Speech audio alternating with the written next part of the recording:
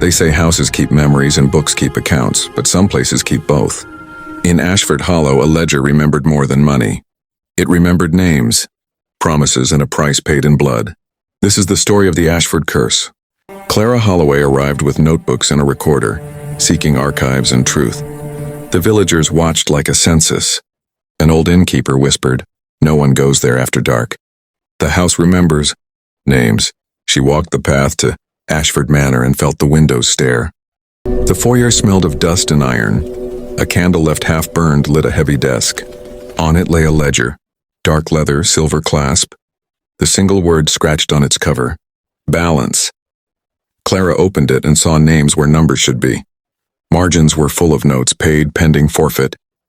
She turned pages with gloved hands. The book listed villagers, servants, infants. Beside many names, small notes. Paid in grief, exchange, one night's voice, balance, one life. The house made a low hum as pages turned. The ledger seemed to listen. Clara copied the ledger's rules into her notebook. A name inked is owed. Debt is payable in measure, not mercy. The ledger demands closure and arranges payment. Under one line, a warning, do not feed the ledger from love. She felt the words like a chill. Morris asked Eliza Ashford for seed. Eliza wrote his name in the ledger. That night, Morris could not sleep. By dawn, his crops lay black with a frost that had no weather. He had traded rest for survival, and the ledger had taken its first measured toll. Eliza's household became a web of watchers. Lottie the maid, Thomas the butler, Agnes the charwoman. They carried names to the ledger tucked in sleeves and shawls. Some believed they saved people. Others felt like instruments of a terrible bookkeeping. Ambrose Reed came as an antiquarian and skeptic, tracking a missing ledger fragment. In the library, he felt cold as he touched a page that read, Eliza Ashford. Payment. Guarded silence. He resolved to trace the book's origin. Villagers armed with torches stormed the cellar and tried to seize the ledger. It resisted like a living thing. When it fell into reeds, the smell of iron rose. By morning, 3 men had vanished. Ropes on the bank and footprints, ending at the water. The ledger had taken interest.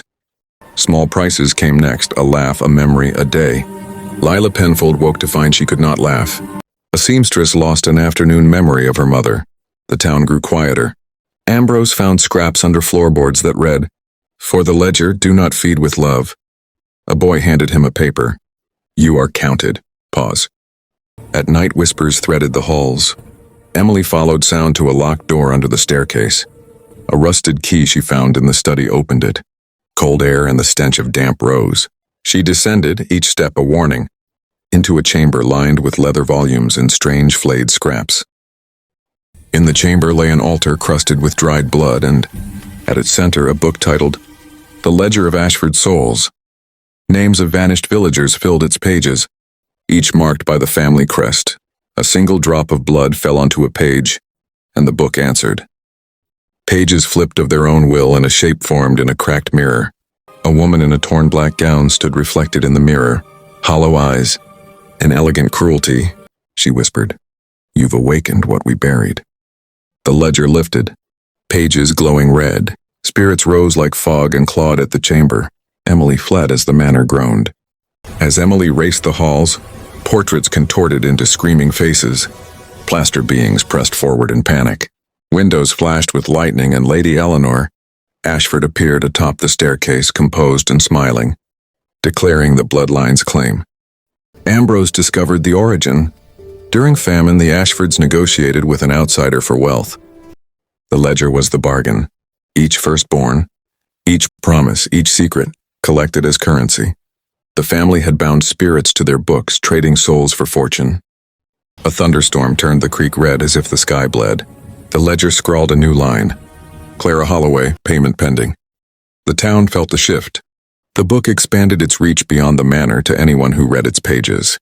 Shadows spilled from chimneys and wells. Children dreamed of hands under beds. Livestock went silent. Clocks froze at 3. Ambrose and Clara tried to rally villagers. But trust had a price. Every accusation seemed to feed the ledger. Ambrose found himself followed by a boy whose eyes were too old. A scrap pinned to his coat read, You are counted. Doors refused to open. The road home melted into marsh. The ledger's appetite sharpened.